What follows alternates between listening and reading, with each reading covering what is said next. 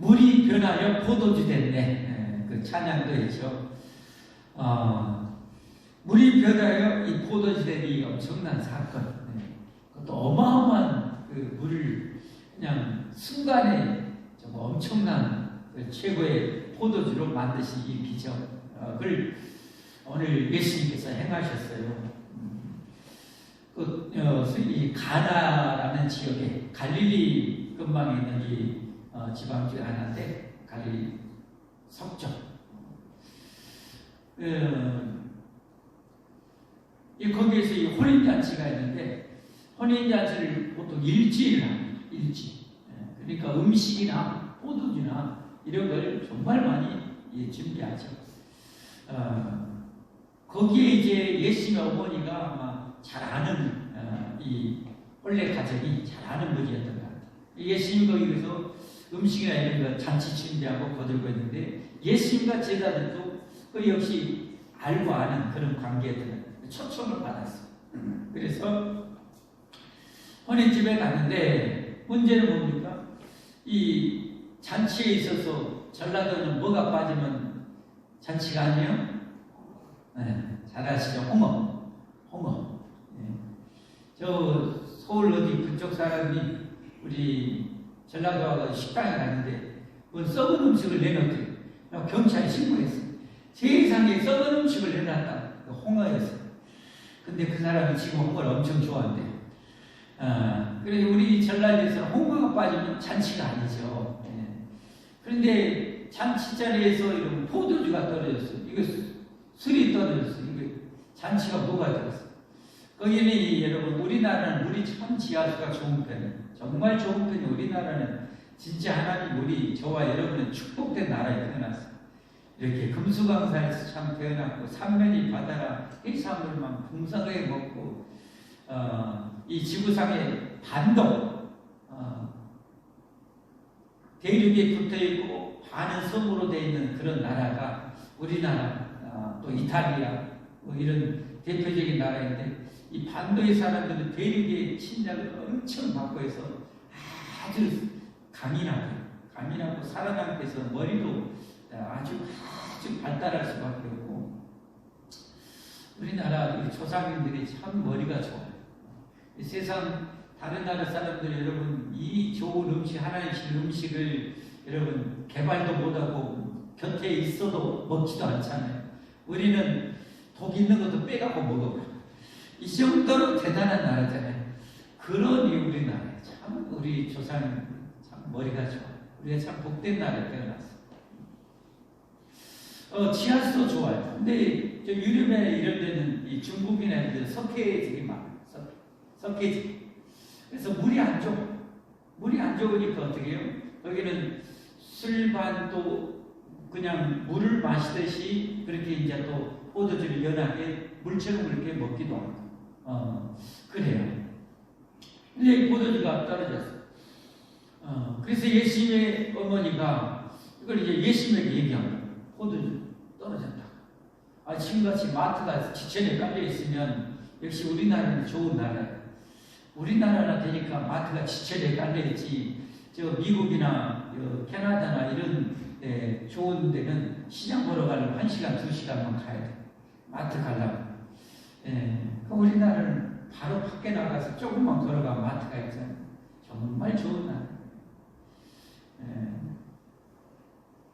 그때 2000년 전인데 마트가 어디가 있어요? 술 떨어지면 이제 끝나는 거죠. 근데 예수님 어머니가 예수님께 가서 술이 떨어졌다, 포도주가 떨어졌다. 예수님께서 나는 이게 혼주축도 아니고 왜 나한테 그걸 말씀하시냐? 아직 내 때가 이르지 않았다고 라고 얘기합니다. 그런데 이 예수님 어머니가 그 하인들에게 여기 하인들은 헬라어로 둘로스 종노예라는 하인이 아닙니다.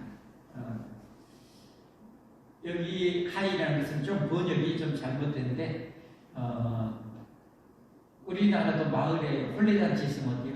마을 다 어머니들이 가가지고 다 도와주잖아요. 그런 일손들이 많아요.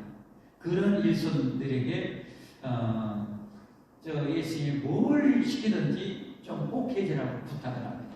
예수님께서 거기에 돌 항아리, 돌 항아리, 이 유대인들은 레위기의 정결 예법에 따라 정결하게 살기를 원하죠. 시장이나 어디 갔다 오면 부정한 것 없이 접촉했을까봐 정결 예식으로 손발을 씻어요. 또 음식 먹기 전에 손발을 씻어요. 그렇기 때문에 반드시 이렇게 물을 이렇게 손님 도구나 잔치를 벌렸으니까 손님들이 손발을 씻어주려고 돌 항아리에 물을 가득 채워놨어요.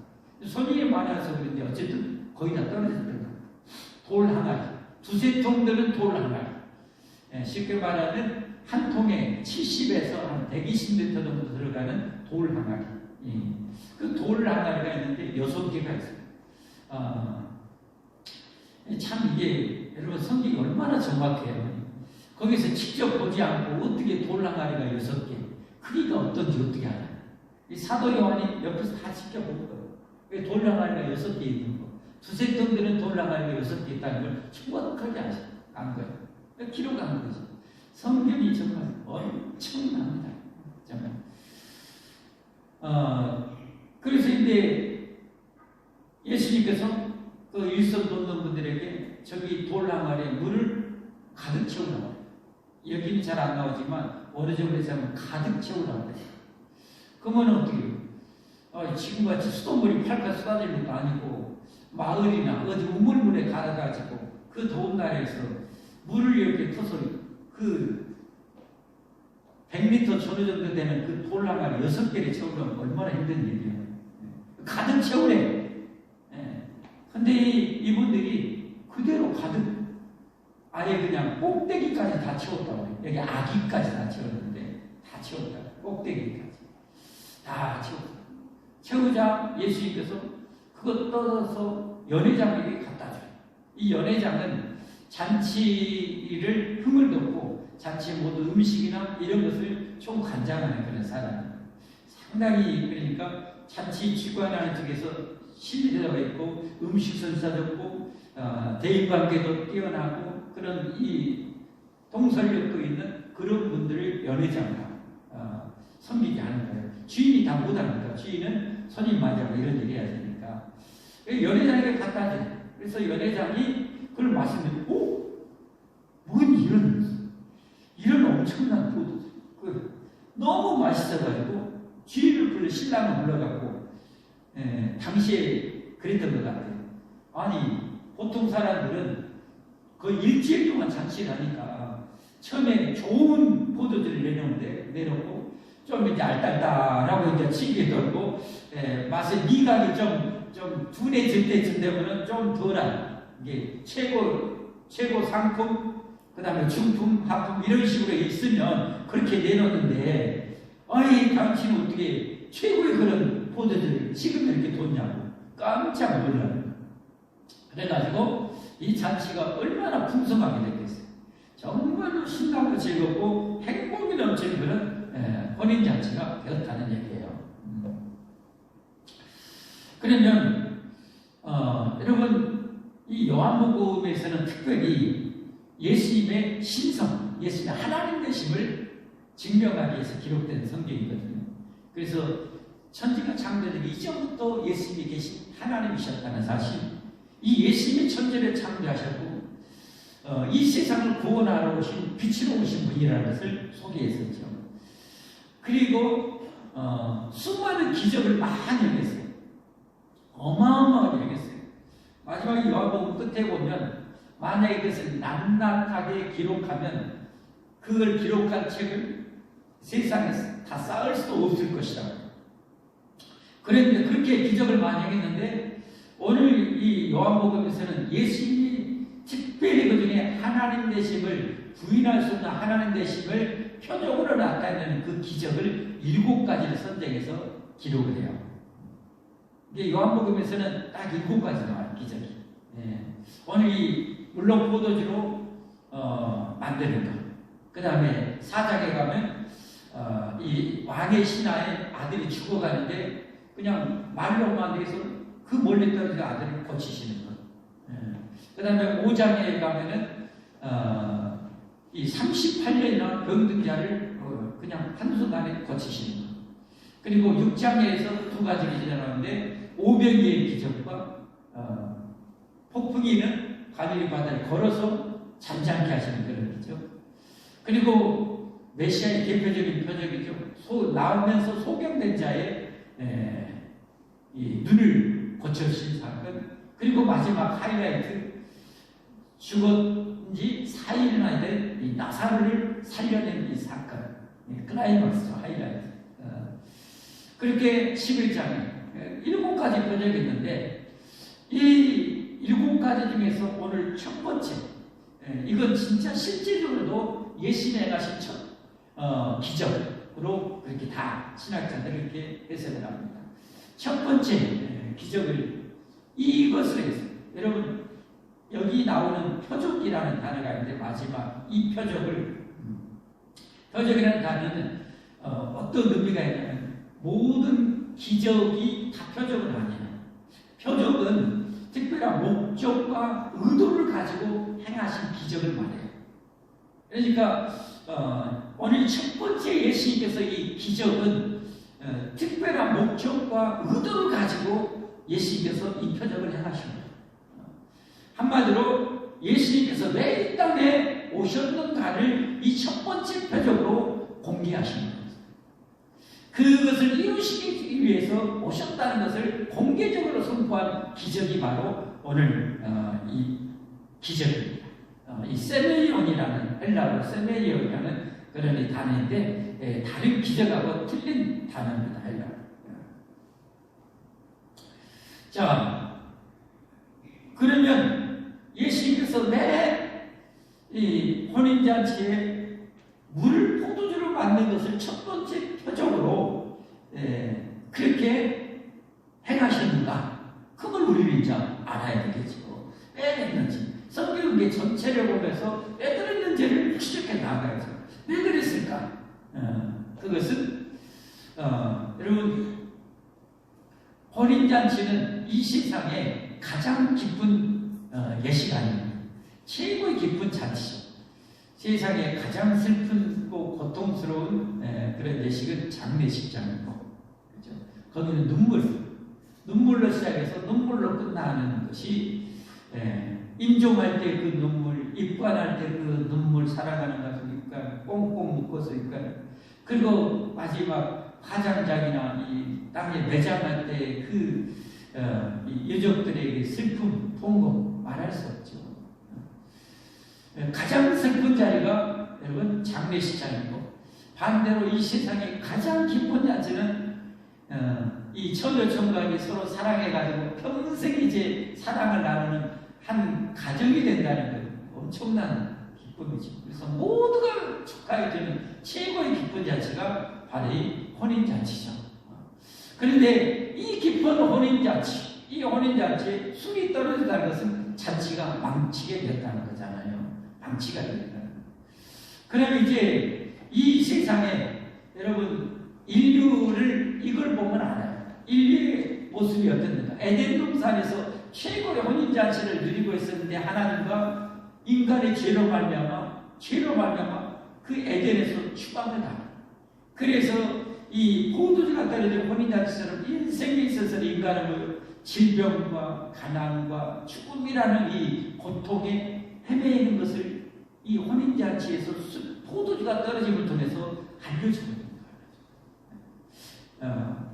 다시 말해서 죄로 말미암아 인간은 이 궁극적인 행복, 영원한 생명을 다 빼앗기고 잃어버리고 슬퍼하고 할 수밖에 없는 그 존재인 우리를 보여주고 있는 거죠. 거기에 예수님께서도 물을 이 100리터 되는 이 어마어마한 이 통을 6개나 최고의 포도주를 채웠다는 것은 조금도 부족함이 없이 넘치는 영원한 생명과 영원한 행복을 주시려 오셨다는 것을 예표하는 것이 바로 이 물 포도주로 만든 이 사건의 표적의 의도입니다. 목적입니다. 여러분 잘 알다시피, 여러분 성경을 좀 아시는 분들은 잘 아시겠지만, 예수님께서도 그래서 자신을 신랑으로 그렇게 표현하죠. 혼인잔치 신랑으로 예수님을 표현하죠. 마가복음 2장 18절 19절에 보면 마가복음 2장 18절 19절 같이 한번 보십시다.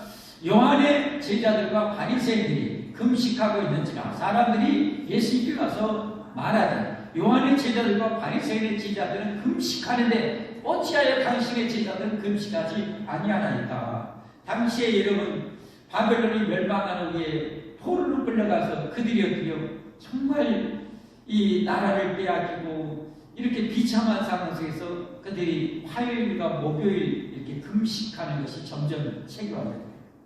화요일, 목요일은 금식하는 거예요. 그래서 바리새인들과 경건한 이런 자들은 금식하는데 당신의 제자들은 왜 금식하지 않냐고 예수님 앞을 따지는 거예요. 그런데 19절 말씀에 예수님께서 그들에게 이르시되 혼인집 손님들이 신랑과 함께 있을 때 금식할 수 있느냐? 신랑과 함께 있을 거면 금식할 수 없느냐? 자신을 뭐예요? 신랑으로 묘사합니다. 내 제자들이 신랑이 내가 왔는데 금식할 수 있느냐? 그래서 여러분 우리 예수님은 뭐예요? 이 세상에 가장 여러분 행복할 때가 언제예요? 천년초국에 만나서 혼인예식 해가지고 시로를 이렇게 꾸려나갈 때 최고 행복한 때 아닙니까? 그 최고예요. 그것을 묘사해요. 예수님께서 우리를 이 죄를 말미암아 고통하고 신음하고 그런 인생들을 구원하셔서 최고의 행복을 천국에서 영원히 누릴 것을 그렇게 예표로 하기 위해서 예수님 자신을 신랑으로 표현하고 예수님 믿고 따르는 자를 신부라고 얘기해요. 교회를 뭐예요? 그리스도의 신부라고 그러잖아요. 그래서 여러분 천국에 대해서 말씀하신 요한계시록에 보면 천국을 뭐라고 표현하냐? 혼인잔치라고 이렇게 묘사하고 있어요. 예수님이 이제 요한계시록 19장에 보면 재림하시거든요. 재림하셔서 이 왼수들이 이제 심판하시면서 혼인잔치가 이제 펼쳐진 것에서 말씀하시는데 요한계시록 19장 7절부터 9절까지 보면 이렇게 혼인잔치가 펼쳐진다고 말씀합니다. 우리가 즐거워하고 크게 기뻐하며 그에게 영광을 돌리세. 어린 양의 혼인 기한이 이르렀고 어린 양은 뭐예요? 우리의 죄를 위해서 십자가에 제물되어 죽으신 예수님 말씀하는 거 아닙니까? 예수님의 혼인 기한이 이르렀고 그의 아내가 자신의 그의 아내는 예수님 믿고 따르는 예수님의 제자들 곧 교회를 말해요. 진정한 교회. 아내가 자신을 준비하였으므로 그에게 빛나고 깨끗한 세마포옷을 입도록 허락하셨으니 천국에 들어가시는 완전한 의의 옷을 말하는 거예요. 이 신부는 이 세상에 죄로 말미암아 이 죽음과 고통과 지옥에 우리가 떨어질 수밖에 없었다고 그랬죠. 이 죄를 씻을 길은 없어요. 세탁기에 넣어서 돌린다고 해서 되는 것도 아니고 홍통으로 뭐 씻는다고 해서 우리 죄가 씻어지는 것 더러운 우리의 죄는 씻을 길이 없어요. 하나님이신 예수님께서 죄 없는 인간의 몸을 위해서 십자가에 죽어서 죽으신 피로만이 우리 죄가 씻어지고 천국에 들어가서는 의의 옷을 입혀줄 수가 있는 거죠. 이 세마포옷을 성도들의 그에게 빛나고 깨끗한 세마포옷을 입도록 허락하시니 이 세마포옷은 성도들의 옳은 행실이로다. 옳은 행실. 이건 착각하면 안 돼요. 우리가 옳은 행실을 통해서 천국에 들어갈 수 있다는 그런 말이 절대 아니에요. 옳은 행실이라는 것은 내가 성경을 통해서 죄이라는 것을 낱낱이 깨닫고 예수님의 십자가 앞에 가서 예수님의 십자가의 피로 씻음받기를 원할 때 진정으로 회개할 때 주님이 씻어주시니 예수를 믿음으로 회개함으로 예수님의 의를 힘입게 되고 그렇게 우리가 구원받고 나서는 죄를 멀리하고 죄와 싸우며 이 세상 이제는 반대로 선을 행하고 의를 행하면서 살아가는 진정한 성도. 그게 바로 성도들의 옳은 행실입니다. 옳은 행실로 구원받는 게 아니에요. 아들아 9절 말씀 천사가 내게 말하기를 기록하라 어린 양의 혼인잔치에 청함을 받은 자는 복이 있도다. 어린 양의 혼인잔치 천국잔치를 말씀하고 있는 거죠. 그러니까 오늘 첫 번째 표적은 이 천국 잔치, 영원한 천국 잔치가 맛배기로 지금 이루어지는 거예요. 맛배기로. 맛을 봐야 맛을 알지. 맛배기로 주잖아요, 여러분. 어디 가면 잔치, 어디 행사장에 가면, 축제장에 가면 꼭 어떻게 해요? 아줌마들 여러분들이 맛봐봐 하고 막 주잖아요. 맛있으면 어떻게 이거 맛있네, 이거 사자 그러잖아요. 그러니까 맛배기. 오늘 첫 번째 표적은 천국의 맛배기예요. 포도주가 떨어져서 잔치가 망칠 이런 상황에서 그 엄청난 최고 포도주를 선사하시고 우리에게 천국을 이렇게 이루어졌다는 것을 맛배기로 보여준 것이 바로 오늘 첫 번째 표적의 목적이라는 사실입니다.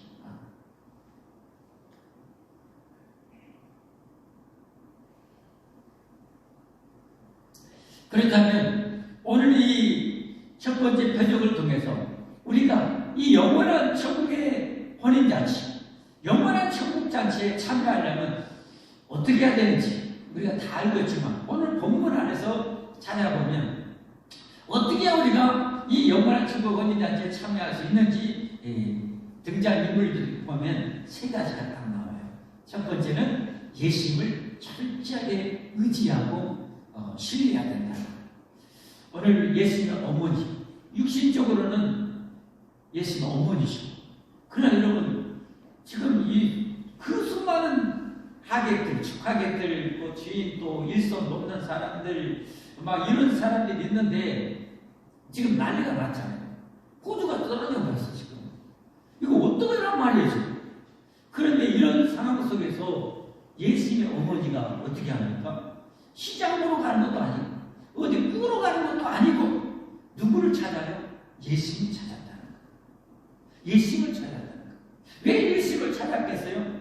예수님은 마리아는 알잖아요. 이 예수님이라는 분이 누구라는 걸 알잖아요. 자기가 처녀로 있을 때 요셉과 이제 약혼만 해서 결혼하려고 약혼만 하고 약혼한 상태인데 어느 날 천사가 딱 나타나서 하나님께 복 받을 자리 하면서 내게 성령으로 잉태하여 아들을 낳을 것이다. 이게 바로 세상을 구원할 자라라는 것을 알려주는 거예요. 그리고 남편된 요셉에게도 천사 가브리엘이 가서 아들을 낳으니 이름을 예수라. 이는 그가 자기 백성을 그들의 죄에서 구원할 자이시다. 라는 것을 그래서 잉태하는 거예요. 그러니까 남녀의 관계를 통해서 잉태한 것이 아니라 지극히 높으신 성령 하나님의 능력으로 잉태된 것을 알아요. 하나님이 보내신 메시아라는 것을 알아요. 그래서 이런 상태에서 어떤 인간적인 방법이나 인간적인 머리를 굴린 것이 아니라 이 예수님에게 가서 문제를 해결하기 위해서 예수님 포도주가 떨어졌습니다. 그때 예수님이 뭐라고 그래요? 아직 공개적으로 이 사역을 하고 기적을 행할 아직 때가 안 됐는데요 라고 정중하게 말씀드립니다. 여기에서 이제 중요한 것은 여러분 성경에 보면 하나님께서 때로는 선지자로 왕으로 사사로 불러서 왕으로 불러서 하나님 일을 맡길 때가 있어요. 그럼 어떻게 해요? 하나님이 맡기고 나서 그때부터 하나님이 때가 돼서 능력을 주셔요. 모세가 80살까지 양쳤잖아요. 여러분 하나님께 부름받기 이전에 기적을 행해요? 여러분 물을 피로 만들어요? 메뚜기 날려요? 아니 못하죠. 하나님이 능력 주실 때부터 이제 그때부터 지팡이가 던지면 뱀이 되고 잡으면 다시 지팡이가 되고 이랬단 말이에요. 누구나 마찬가지예요. 그런데 예수님은 예외가 아직 내 때가 안 됐습니다. 그러나 예수님은 때가 됐든 안 됐든 능력이 항상 무한하십니다. 할렐루야. 능력이 언제나 무한하시고 영원하신 분이에요. 이걸 이제 마리아가 어떻게 해요? 마리아가 대단한 점은 아직 내 때가 안 됐는데요. 그런데도 불구하고 포기하지 않는 그런 믿음을 가진 거예요. 그 포기하지 않아요. 여러분 우리 인생에도 내 인생에도 여러분 건강이 때로는 어떻게 해요? 건강에 바닥날 때가 있어요. 포도주가 떨어진 거죠.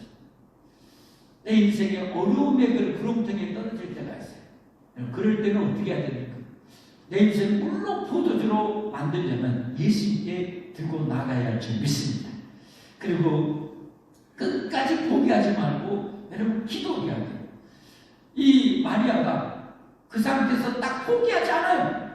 그리고 아까 같이 일손 놓는 하인들한테 예수님의 무엇을 명하든지 꼭 그대로 좀 하라고 부탁을 해요. 이건 뭐예요? 포기하지 않는 거예요. 포기하는 거예요. 누가복음 28장 1절에도 항상 기도하고 낭망하지 말아라. 따라서 항상 기도하고 낭망하지 말라. 예. 기도에 있어서 제일 중요한 것은 믿음입니다. 기도에 있어서 제일 치명적인 것은 의심입니다. 마귀는 뭘 줄까요? 그러면 우리에게 믿음을 줄까요? 의심을 줄까요? 의심을 줘요. 의심하면 아무것도 받을 생각 말라고 해요. 믿어야 돼요. 마리아는 어떻게 해요? 포기하지 않고 계속 예수님을 의지하는 거예요.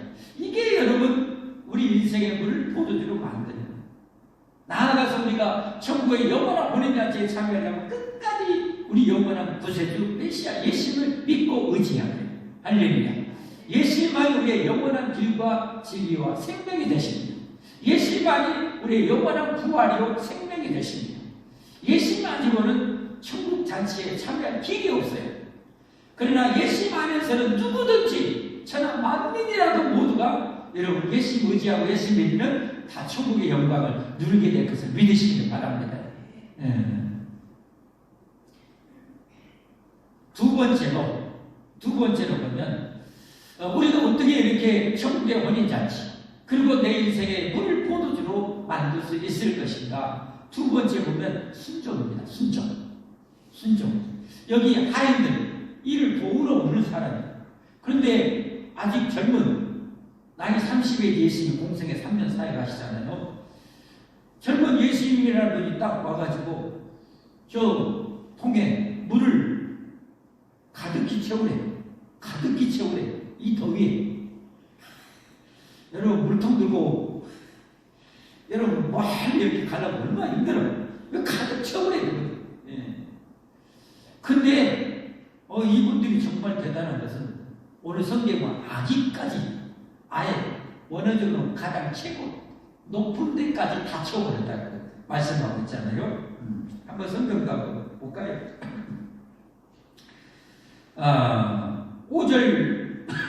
6절 말씀부터 봅니다.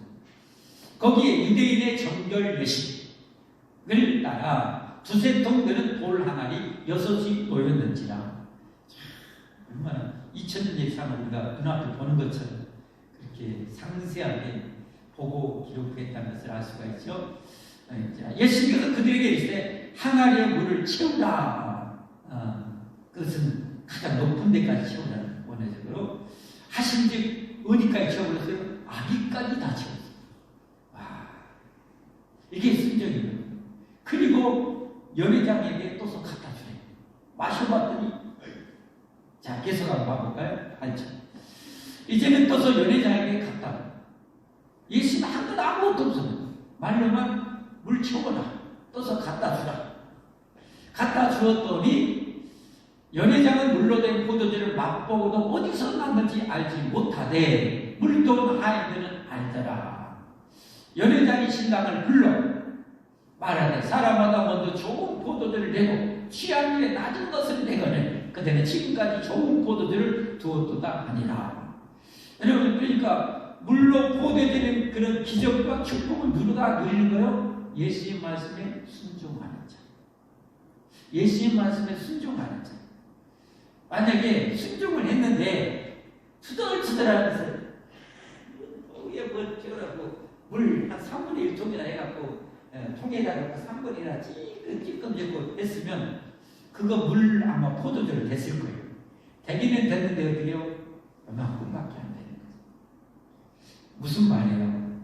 우리가 하나님의 축복은요 순종한 만큼 받아요. 내가 순종한 만큼. 연회장은 어떻게 된지 몰라요. 순종한 이들은 알아요. 이들은 알고 그 엄청난 잔치를 나중에 여러분 주인도 알게 되지 않겠어요? 그런데 이분이 얼마나 고마웠어요.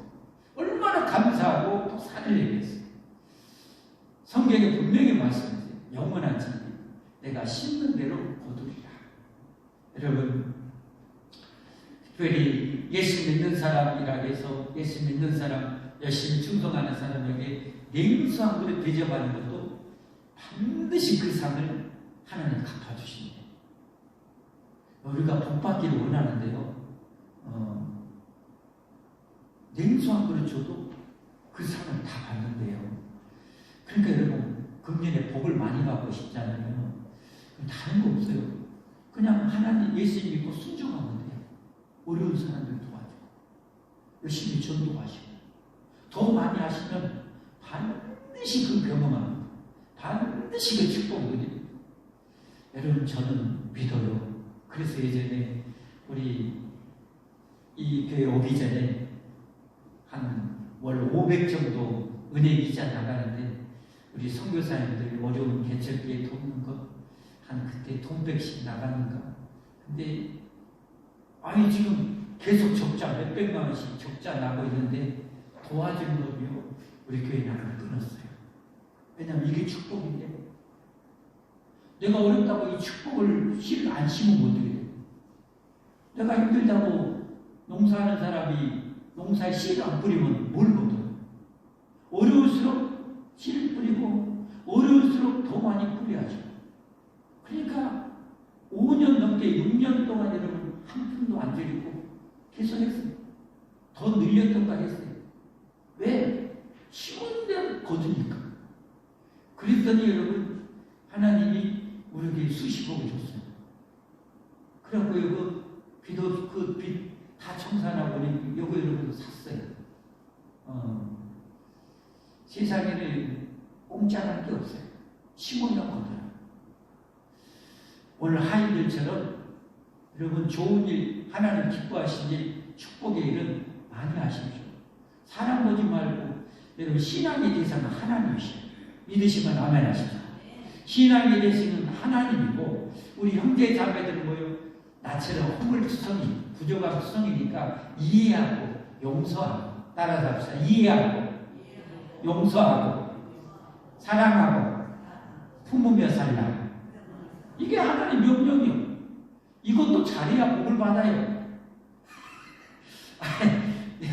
이해해주고 품어주고 사랑해주고 용서하면 그것도 순종 잘하는 거잖아요. 그것도 복이 되는 거예요. 근데 이해하고 용서하고 사랑하는데 이해 안 해주고 용서 안 해주고 안 품어주고 안 사랑해주고 그 무심한 걸 뭐가 있어요? 거둘 것이 없는 거예요. 거둘 것이 없는 거예요. 그런데 여러분 복 많이 받으려면 많이 심으시길 바랍니다. 저는 이 일손 돕는 이분들 정말 존경스러워요. 그 도의 세상에 그 젊은 이제 예수님이 이제 등장을 했지만 아직 기적을 한 번도 행하지 않았다니까요. 아직 세상이 모르고 있다니까요. 제자들만 알지. 그런데 여러분 그렇게 했다는 거예요. 와 정말 존경스러워요. 복 받은 사람은 다 이런 사람들이에요. 남보다 틀려요. 복 많이 받은 사람은요, 남보다 틀린 일을 해요. 남보다 그 힘든 상황에서도 베푸는 거예요. 우리 교회처럼. 할렐루야. 그래서 복을 받는 거예요. 그래서 우리는 성경대로 살라고. 저는 성경이 영원한 해라는 것을 알아요. 저는 믿어요. 그래서 성경대로 저는 하려고 해요. 여러분 우리 절기 때나 명절 때도 어렵지만 여러분 우리 어렵지만 그걸 심어야 거두니까 또 조금이라도 어려운 성도 여러분 목회자들 나눠요. 여러분들도 그렇게 하십시오. 아멘? 하십시오. 따라서 신앙의 대상은 하나님이십니다. 하나님 믿고 하십시오. 사람 보고 하지 마세요. 사람 보면요 저 사람 미워가지고 작년에 해줬는데 금년에는 안 해주고 싶어. 안 해줘. 그건 사람 보고 하는 거예요. 복을 사람 보고 내가 받았다 안 받았다 할 수 있어요? 그러면 안 되는 거죠. 하나님 기뻐하는 일이라면 막 하세요.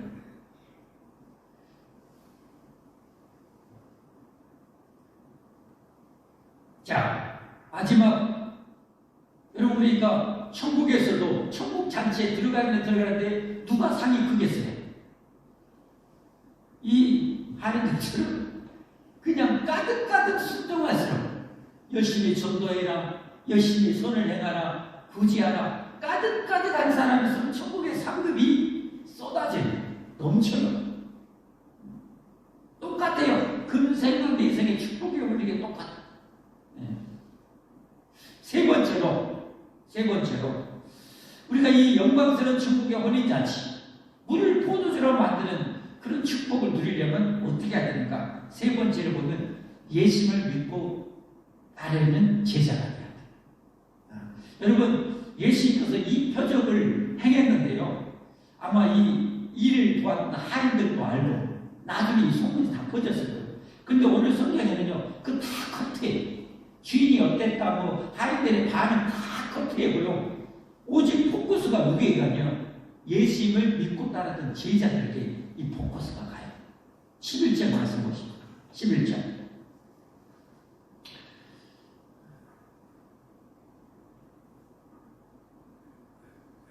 방송시 11절.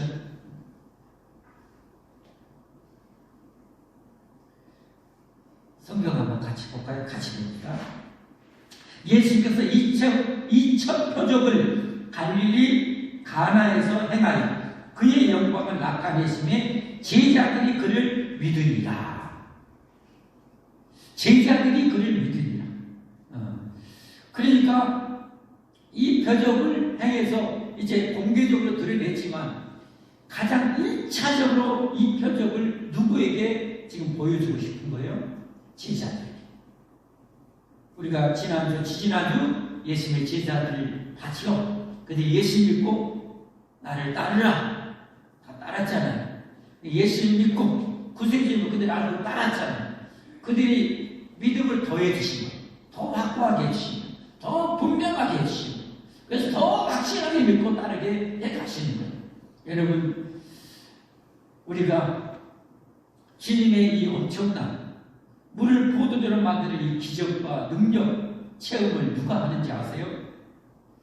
하나님의 능력이 무한해도요, 능력을 구경도 못한 사람이 있고, 능력을 많이 직접 본인에 의해서 하나님의 능력이 나타나는 삶을 사는 사람이 있어요. 누굴까요? 예수님의 부름받고 예수님이 시키는 일을 하는 사람에게 예수님께서 그 능력을 부어주셔요. 무슨 말인지 이해되셨습니까? 그래서 여러분, 저도 하나님이 목사로 부름받아서 목사 일을 하면서 성경을 알고 성경대로 가르치고 성경대로만 살아내면서 그러니 엄청난 이런 기적도 행하고, 개척한 지 얼마 안 돼서 한 달밖에 못 산다는 안물이 다 퍼져 있는 분도 기도해서 지금까지 그분 20년 가까이 살아계시고, 그렇게 살리기도 그런 기적도 하나님, 제가 그런 능력이 어디가 있어요? 하나님의 일을 맡겼던 제가 순종하니까 저를 통해서 그 능력을 나타내시는 거예요. 여러분들도 마찬가지예요. 여러분이 하나님 일을 할 때 하나님의 능력이 여러분에게 부어져서 하나님의 능력을 나타낸다는 사실을 믿으시기 바랍니다. 그래서 여러분의 믿음이 하나님의 일을 하는 사람이 제자들처럼 계속 오는 거예요. 여러분, 예수님이 3년 동안 그 엄청난 기적을 행했는데 그걸 다 목격한 사람이 누구 계세요? 예수님 따는 제자들이죠. 어쩌다 한 번 온 사람은 그때만 봐. 그러나 제자들은 항상 먹고 마시고 하니까 계속해. 그러면 내가 예수 앞에 부름받아서 목사로, 구역장으로, 권찰로 충성하고 헌신할 때 하나님이 나를 통해서 능력을 해가지고 기도의 응답을 허락하시고 역사하시는 것을 내가 체험하게 된다. 그러면 나는 어때요? 더 믿음이 굳건해져, 더 믿음이 확실해져, 오늘 제자들처럼 더 믿음이 분명해져. 그래서 넉넉히 어떤 어려움이 있어도 절대 이 믿음을 포기할 수 없는 믿음으로 성장해서 천국 잔치에 참여할 수가 있는 거예요. 여러분, 지금은 그야말로 종말의 시대입니다. 언제 종말이 올지 몰라요. 종말이 되면 성경에 보면 안타까운데요. 많이 배교한대요. 예수님을 떠난대요. 왜 떠날까요? 당장에 적그리스도 나타나서 예수 믿는 사람들, 모든 민족, 모든 사람에게 미움을 받는데요. 믿는 자들. 그런 상황에서 버텨낼 믿음이 없는 거예요. 이겨낼 믿음이 없는 거예요. 그래서 예수님이 떠나버려요. 마지막 때 그런 일이 많이 일어나고, 북한 같은 경우도 어정쩡한 믿음의 사람들을요 다 포기하고 믿음 떠났겠죠. 그러나 믿음 있는 사람은 지금도 지하교에서 믿음을 지켜요. 누가 그러겠어요?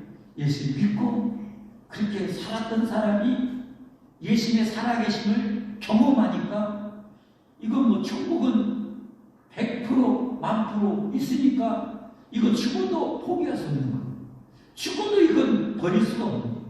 그러니까 목숨을 걸고 예수님을 믿고 따르게 되는 거예요. 여러분, 이 종말의 때 정말 목숨 걸고 예수님 믿을 각오하지 않으면 여러분 천국 가는 것이 쉽지 않을 수 있어요. 우리는 그런 믿음까지 가야 돼요. 근데 겁내지는 마세요.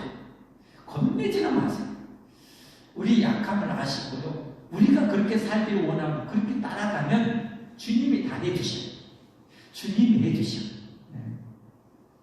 그래서 여러분과 모두 저 영원한 천국 영광의 잔치자리에 영원히 복락을 누리기를 주님으로 축복합니다. 어떻게 해야 돼요? 마리아처럼 예수님을 시하세요. 하인들처럼 순종하세요. 그리고 제자들처럼 예수 믿고 따르고 사세요. 이 세상 것은 아무리 행하고 여러분 성경에 나온 부자처럼 아무리 태산같이 살아도 다 불타고 없어져. 내 인생 그것과 함께 다 불타고 사라져. 그러나 주님을 위해서 행한 것은 영을 잃는 것이 되는 거예요. 그래서 예수님께서 하늘의 고아를 쌓으라. 우리 모두 그렇게 영원한 지혜를 가지고 사십시오. 미련한 사람, 지혜로운 사람, 성경에 많이 얘기해요. 미련할수록 생각이 짧아요. 지혜로울수록 생각이 넓어요. 길어요. 진짜 지혜로운 사람일수록 생각이 영원해요. 우리 모두 그렇게 지혜롭게 사십시다. 함께 찬송하겠습니다.